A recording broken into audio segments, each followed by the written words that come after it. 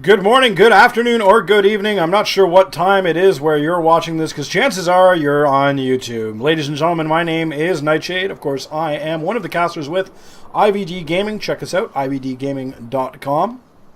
And down in the bottom left-hand corner from IVD Gaming is Ranchinator. You know what? That didn't have enough pizzazz to it. Ladies and gentlemen, that is Ranchinator. Ah, yeah. That's a lot better. There we go. And he is, of course, one of our fabulous team players and team members as well. And, of course, he is going to be having his hands somewhat full. Of course, this is on Neo Planet S. And you guys are going, Neo Planet S? This hasn't been in a map pool in quite some time. That is true. However, that being said, WCG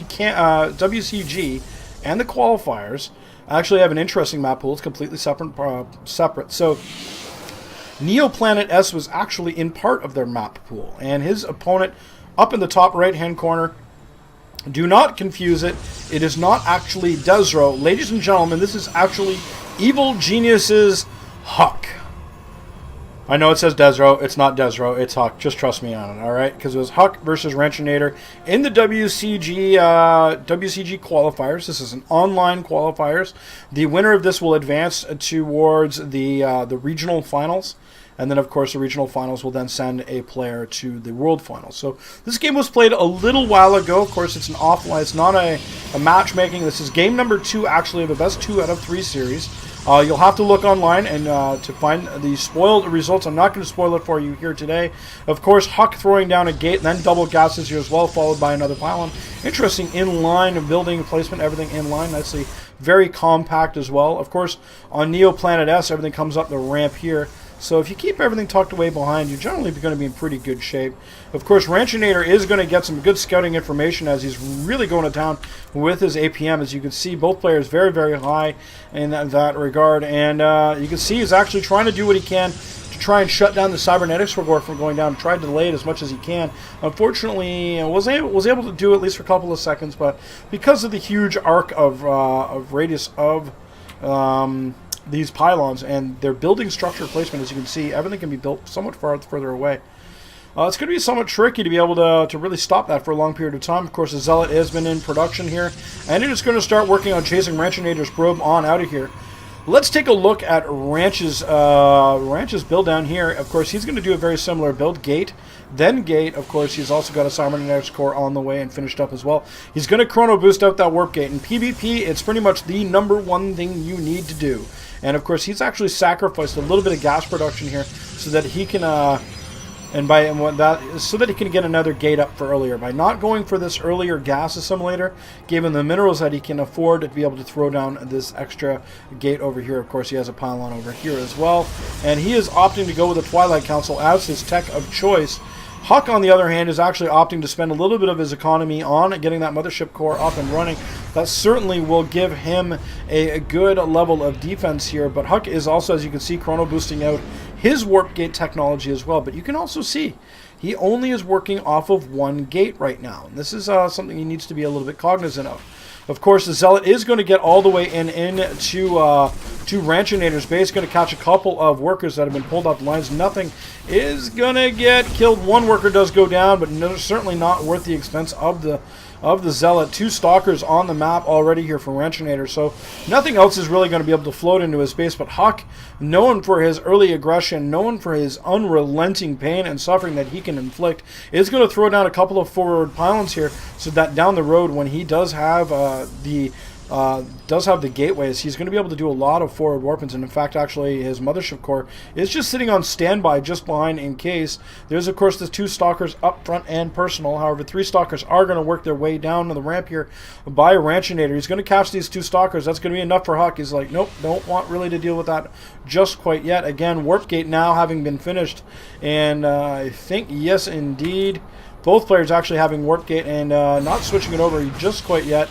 He's going to engage here, but Ranchinator is going to try to shut down this pylon. He knows this is where the big threat is right now. Time Warp going down on top of these units as well. The Stalkers are trying desperately to flee on out of here.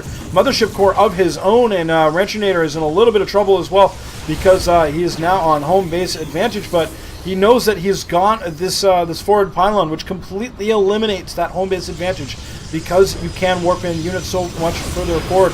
And it is 4 Stalkers versus 4 Stalkers. One of them is going to go down for both players, actually. A second one going down as well here for Ranchinator. Ranchinator in a lot of trouble. It does get the time warp down before he ultimately is going to lose. And, of course, a little bit of micro here. Good unit control out of him, trying to keep these Stalkers alive as he's continuing to work away. Of course, that Mothership Core is that little bit of an edge, a little bit of advantage, but more importantly, Ranchinator is desperately waiting on this Twilight Council to finish up that research so that he can have that blink and he'll be able to use blink micro to his advantage. And as you can see, still utilizing that time warp, and that is finally canceled. Blink has finally finished. Now he's going to use that blink micro that he needs to be able to even up this engagement a little bit. It is 3 Stalkers versus 3 Stalkers.